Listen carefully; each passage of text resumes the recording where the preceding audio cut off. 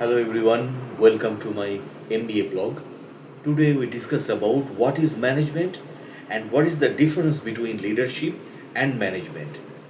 In the past few years, the distinction between leadership and management has become the clouded. People often confuse the two terms and use them interchangeably. However, that is not the case. Both terms have different meaning and roles. Leaders, as the term conveys, lead a group or organization, whereas managers manage the day to day operations. Both are often put under the same umbrella due to the trend of educational institutes offering courses like business management, which focus on both aspects. However, it's imperative to know the difference between leadership and management, especially if you plan to dive into this field. Now, what is leadership? In its simplest form, leadership means leading human resources to accomplish a certain goal. But if we go into the nitty gritty of it, leadership involves strategic planning, decision making, communication, leadership, decision making, and relationship building, motivating and inspiring people, managing conflicts, and solving problems also. Think of a leader as a guide. It's a someone who can motivate people. A leader leads by example, inspires their team to perform better and goes above and beyond for the organization's success. For one to become a leader, one must have several skills, although there is no universally defined list. Here are some standard skills every leader should have: operating in a result oriented way, supporting others, listening actively, motivating and empowering others, seeking and accounting for different perspectives, solving problems efficiently, embracing diversity. In an organization, a leader takes initiative. It could be anything from starting a new project to solving an issue the company faces. Since good leaders are result oriented, their initiatives align with the company's objectives. Part of the part of the reason people confuse leadership with management is that back in the day, leadership formed the management. However, things have evolved now. Management has a new meaning. Management refers to the performance of pre planned tasks and responsibilities using available resources. The primary goal of management is to achieve organizational goals effectively. It involves coordinating with different departments in an organization. Some common responsibilities of a manager include planning and goal setting, budgeting and resource management, organizing and delegating tasks, monitoring and controlling operations, communication and decision making. If you look at it in terms of organizational hierarchy, managers are below leaders. However, this does not make management any less important. In fact, good management works in tandem with good leadership. Management can elevate to leadership by inspiring and motivating others, seeking new perspectives and solving problems. A manager might help employees do their day to day tasks. However, a leader would encourage them to grow and develop new skills. What is the difference between leadership and management? In a nutshell, leadership has long term goals in mind, whereas management focuses on short term objectives. However, that's not it. Both also differ in other domains. Let's take a look at them. Subordinates versus followers. The most striking difference between leadership and management is that one has followers while the other manages subordinates. A manager is in positions of authority and uses their power to get things done. Suppose we are a marketing manager in a make-up of corporations. It's your responsibility to ensure that all the campaigns run efficiently. You list your expectations and assignments in front of a team and they work to fulfill them. If a problem arises, you try to solve it. You are also in contact with the top management and external stakeholders. On the other hand, a leader has followers. These people support and follow them not because of their authority but because of their vision and influence. A leader in the same organizations would have a different role. They would not manage daily tasks like following a content calendar or collaborating with influencers. Instead, they had focus on bigger goals like growing the brand and developing new products. For instance, they may be working on expanding the brand to a new continent, or they may be collaborating with a celebrity to launch a new makeup line. Now, vision based differences. We already touched on these earlier, but we will now go into more detail. Leadership has a broader and more long term vision. They don't merely focus on what's happening today, instead, they want to lead their followers towards a brighter future. They have a purpose and clear directions that they want to take their organization in. Managers have more of a short term outlook. They focus on the present and making the most out of it.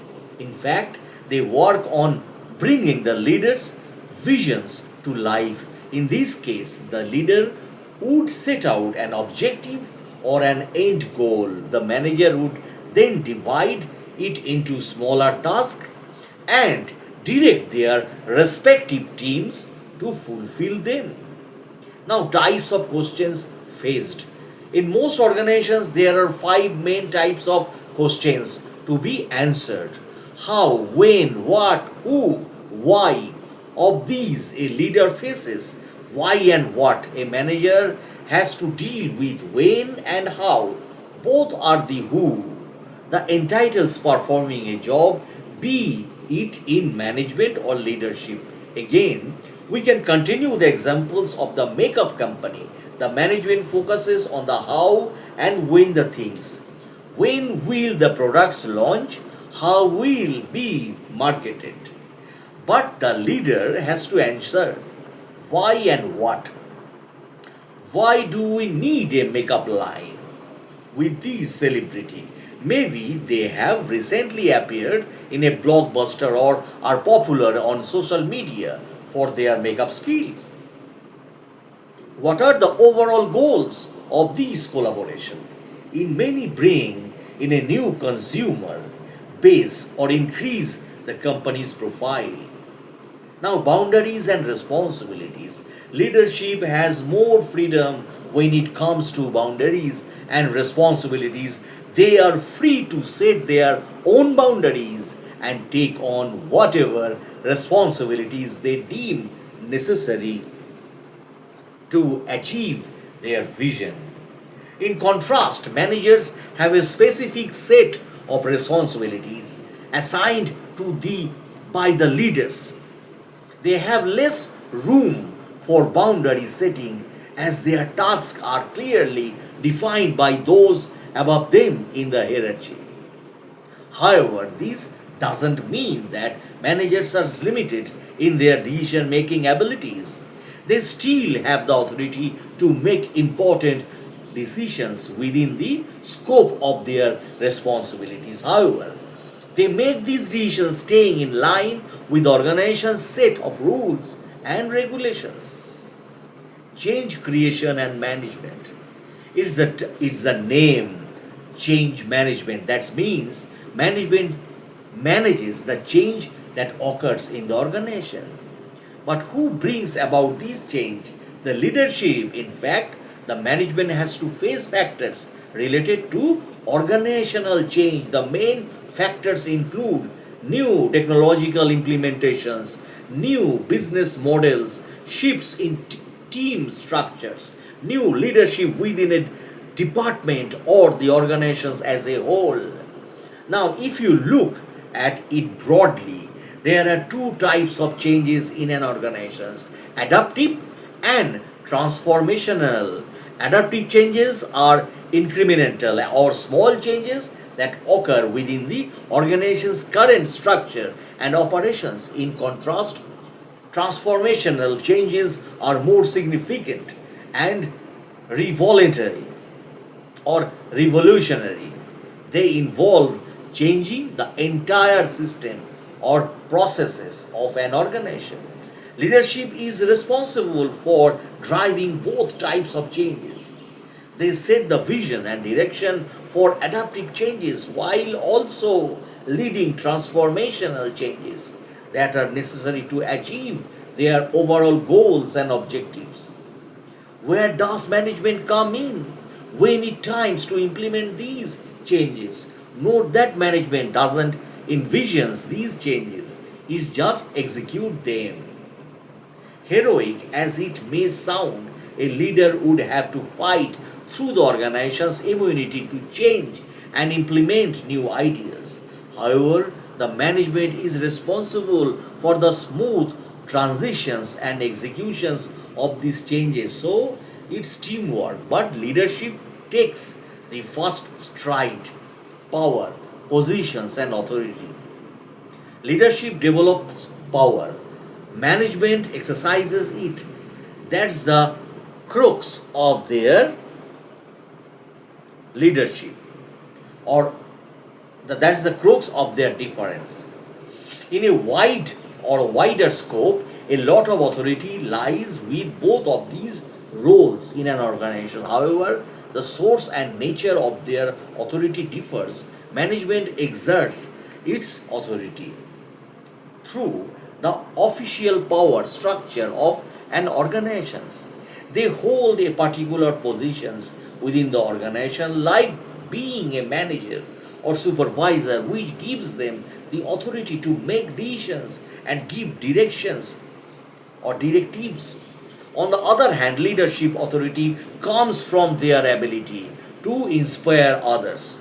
They may not have an official title, but their vision and charisma drive people to follow them and their ideas. They have informal power which they exert personally and through the management. Sure enough, management and leadership differ in many regards, but they are also similar in some ways. Here are few similarities that highlight the overlap between these two roles. The end objective of everything leadership and management does is the same: the welfare of the organization. One might take a more hands on approach while the other works behind the scenes. However, their primary goal is to ensure the growth and success of the organization. They may have different strategies, but their ultimate aim aligns. Complementary role: management and leadership are two sides of the same coin. While management maintains order and structure, leadership fosters innovations and change. Together, they create a balanced approach that helps an organization function efficiently and adapt to changing circumstances. The skill needed to excel at management or leadership are somewhat similar. Sure enough, one might need a few extra skills to be a leader, but the basic skill set is same. It includes problem solving, strategic thinking, effective communication, decision making, time management. Both also have to be transparent in everything they do. They must realize the importance of accountability too. Another important trait both must possess is empathy. Gone are the days when a leader or manager had to be stern and apathetic. Today, employees respond best to leaders who understand their needs, concerns, and emotions. That's why research has called empathy the most important leadership skill. Notable traits of a leader to fulfill understand the function of a leader is an organization. It helps to know their traits. So yes, we know it sounds a bit ironic. Many people debate about the uh, nomenclature of these modern leadership approach, but the bottom line is that its actual meaning holds true. The servant approach says that instead of controlling their followers, a leader must be in service to them. In simple words, leaders are to mean to make people's lives easier, be it physically and cognitively and professionally or emotionally. For this approach, leaders practice compassion, gratitude, empathy, self care, and self awareness. They create a physically and psychologically safe environment for their team members. For instance, team leaders are no longer only responsible for ensuring the organization's objectives are met, they have also to ensure that different races, genders, and sexual orientations coexist harmoniously. Employees with special need must also be accommodated. So it's one thing to follow the status quo and roll with it, but it takes guts and courage to challenge the norm. Leaders must be able to question traditional practices and processes and propose innovative solutions also. The said trait is especially important in today's rapidly evolving business landscape where change is constant and necessary for survival. Leaders who can think critically steer with their organization towards success. An excellent example of a such CEO licensing for products and media, and since then the company has reached a valuation in billions. So no leadership is complete without the ability to inspire. A leader take the first step, then everyone else follows. While everyone else is looking at things in a smaller context, the leader is looking at this from a more significant point of view. A manager shares many traits with a leader. These are communication, time management, effective decision making, and adaptability. But there are a few additional traits a manager must have to meet their day to day job requirements. A manager may not have a vision, but they have to execute someone else. Manager must be able to turn a strategy into reality, managing resources and people effectively to achieve a specific goals.